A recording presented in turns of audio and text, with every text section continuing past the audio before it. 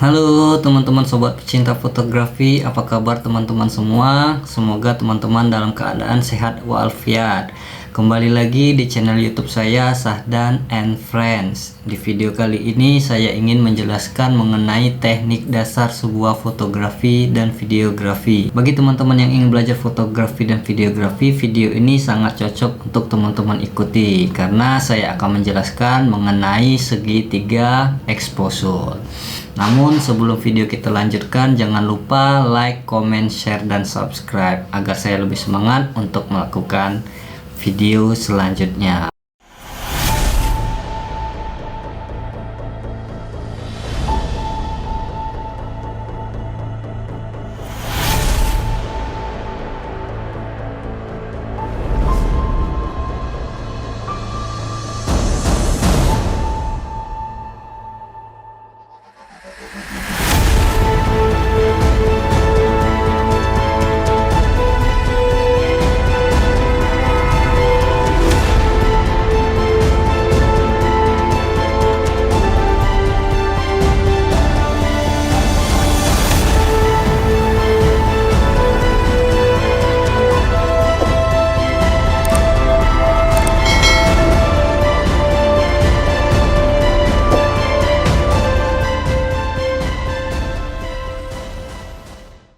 Oke teman-teman sobat cinta fotografi, sebelumnya mengapa video ini saya buat? Karena bagi saya ini adalah video penting yang harus saya share untuk teman-teman yang baru mau belajar fotografi dan videografi. Sebenarnya di YouTube lain banyak membahas mengenai segitiga exposure ini, tapi mungkin bagi teman-teman sudah melihat channel YouTube saya, jadi saya buat saja untuk video mengenai segitiga exposure ini. Langsung saja ke topik pembahasan segitiga exposure. Segitiga exposure adalah tiga elemen atau pengaturan yang bekerja sama untuk membentuk sebuah exposure.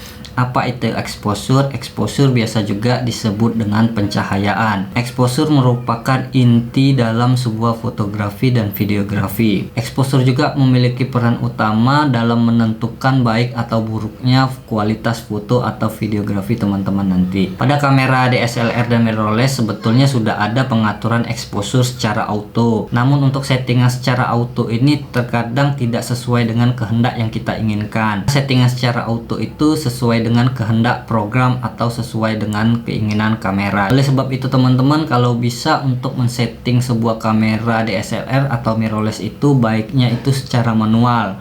Mengapa secara manual? Karena nanti hasil foto dan video itu sesuai dengan keinginan teman-teman semua. Dari sini teman-teman akan mengetahui alasan mengapa ada foto yang terang, ada foto yang gelap, ada foto yang pas sesuai keinginan dari teman-teman. Seperti yang saya jelaskan sebelumnya tadi, exposure itu terdiri dari tiga elemen. Apa saja tiga elemen itu? Yang pertama shutter speed, yang kedua aperture, yang ketiga yaitu ISO. Jadi tiga elemen ini teman-teman harus teman-teman racik, harus teman-teman kuasai, harus teman-teman pahami agar foto atau video yang teman-teman inginkan itu sesuai dengan apa yang teman-teman harapkan. Oke, saya akan membahas sedikit mengenai apa itu shutter speed, apa itu aperture, apa itu ISO. Yang pertama, shutter speed. Shutter speed merupakan salah satu elemen penting untuk membentuk sebuah exposure atau pencahayaan. Pada mode manual, teman-teman bisa mengatur shutter speed sesuai dengan keinginan teman-teman. Biasa satuan untuk shutter speed itu 1/sekian detik. Misal 1/100, 1/200, 1/400, 1/600 itu biasa ada di kamera. Semakin cepat teman-teman mengatur shutter speed, maka semakin sedikit cahaya yang masuk. Begitu juga sebaliknya, semakin pelan teman-teman mengatur shutter speed, itu cahaya akan lebih banyak masuk ke dalam kamera.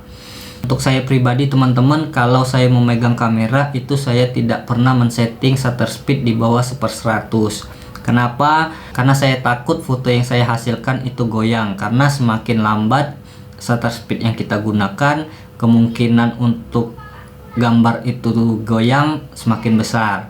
Jadi paling minimal biasa saya menggunakan shutter speed itu 1/100 kalau untuk saya pegang kamera. Kecuali saya menggunakan tripod atau alat bantu penyangga kamera lainnya, itu berani saya untuk main di shutter speed yang kecil. Tapi ini bukan menjadi sebuah patokan bagi teman-teman harus per 100, tergantung dari tangan teman-teman. Apakah tangan teman-teman itu kuat untuk memegang sebuah kamera. Coba teman-teman lakukan berapa minimal shutter speed yang harus teman-teman pakai. Kalau saya sendiri, yaitu tadi 1/100 minimal kamera yang saya pegang. Oke. Pertanyaannya, kapan saat menggunakan shutter speed cepat, kapan saatnya menggunakan shutter speed lambat? Untuk saya pribadi, saya menggunakan shutter speed cepat itu pada saat ingin mengambil foto yang bergerak cepat. Misalnya pada fotografi makro, pada saat serangga itu terbang, saya harus mengambil foto dengan shutter speed yang sangat cepat. Karena kalau misalnya menggunakan shutter speed lambat, itu momennya akan hilang, atau serangga tersebut tidak tercapture di sebuah kamera. Kalau di dunia fotografi wedding, kapan saya menggunakan shutter speed cepat, itu biasanya saya gunakan pada saat momen yang tidak bisa diulang. Misalnya pada saat ijab kabul, atau pada saat pemberkatan, atau pada saat sungkem-sungkeman. Itu momen tidak mungkin bisa untuk diulang 2 kali. Jadi saya menggunakan shutter speed cepat untuk menghindari sebuah resiko dalam mengambil sebuah foto. Terus kapan saya menggunakan shutter speed lambat? Shutter speed lambat itu seperti yang saya jelaskan tadi sebelumnya, biasanya saya menggunakan alat bantu seperti tripod, monopod, atau alat penyangga lainnya. Kalau saya pribadi, pada saat ingin mengambil sebuah foto yang mempunyai efek ngeblur atau ada bayang-bayangan gitu.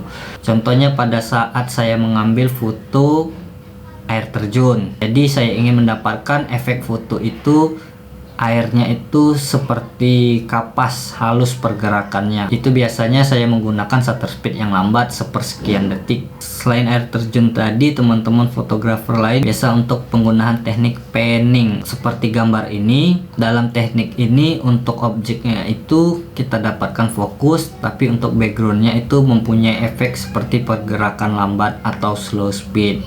Tapi ini saya juga biasanya menggunakan alat bantu seperti tripod untuk memegang sebuah kamera. Itu tadi, makanya pada saat menggunakan shutter speed yang lambat atau slow speed itu saya biasa menggunakan alat bantu seperti tripod atau alat penyangga lainnya. Oke, itulah sekilas mengenai shutter speed. Semoga teman-teman bisa memahami apa itu shutter speed. Oke, kita lanjut elemen yang kedua, yaitu aperture atau bukaan, biasa disebut juga dengan diafragma. Kalau shutter speed tadi kita membahas mengenai kecepatan dari sebuah kamera. Kalau aperture ini kita membahas mengenai bukaan yang ada di lensa. Oke, apa itu aperture? Aperture itu bukaan lensa yang terhubung di kamera. Semakin besar bukaan yang ada pada lensa, maka semakin banyak cahaya yang akan masuk di sebuah kamera. Sebaliknya, semakin kecil bukaan di lensa, sedikit cahaya yang masuk di sebuah kamera. Jadi untuk lensa ini macam-macam. Kalau teman-teman baru membeli kamera, itu biasanya maksimal bukaan lensanya itu di f3,5. Tapi kalau teman-teman beli lagi, lensanya itu macam-macam. Ada yang maksimalnya itu f2, ada maksimalnya itu f1,8. Kalau saya ini seperti lensa saya ini, itu bukaan maksimalnya itu bisa sampai f1,4. Jadi cahaya yang masuk untuk sebuah kamera itu akan lebih banyak.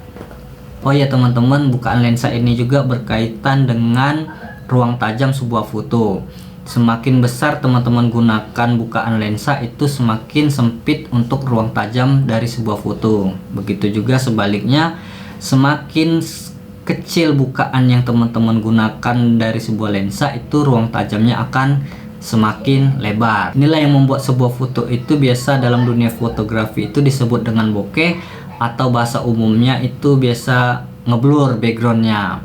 Nah, ini berkaitan dengan bukaan lensa ini. Kapan saya menggunakan bukaan lensa yang besar? Itu pada saat fotonya sendiri atau maksimal berdua, 2 orang lah. Misalnya dalam dunia wedding itu pada saat calon pengantin itu prepare make up, itu saya menggunakan bukaan besar seperti f1,4, f1,8, karena efek yang dihasilkan itu saya suka untuk sebuah foto.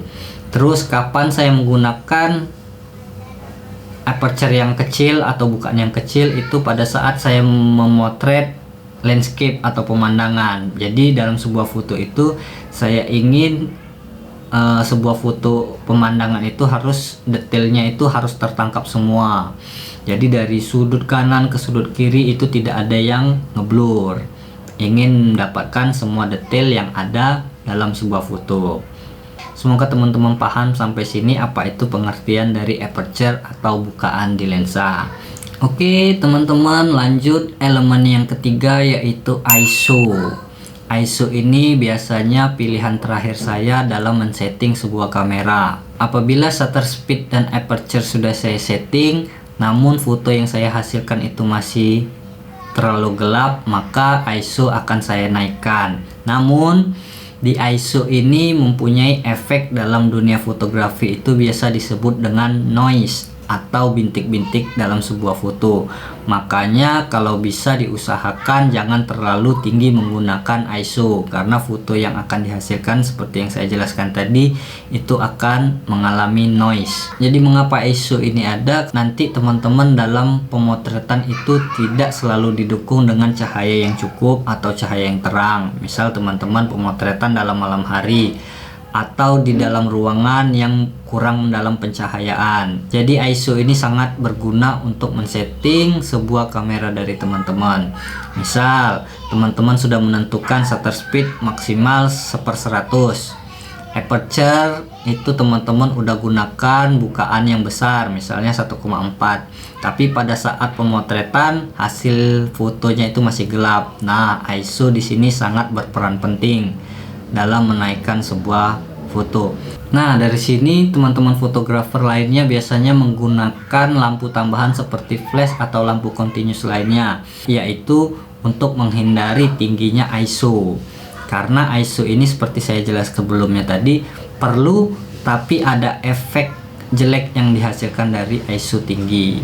Nah, itu tadi 3 elemen shutter speed, aperture, ISO yang harus teman-teman kuasai, harus teman-teman pahami kalau bisa di luar kepala untuk men-setting sebuah kamera secara manual. Ingat teman-teman, seperti video yang saya jelaskan tadi, kalau bisa untuk men-setting sebuah kamera DSLR atau mirrorless, kalau bisa menggunakan secara manual, karena foto yang dihasilkan akan sesuai dengan kehendak yang teman-teman inginkan.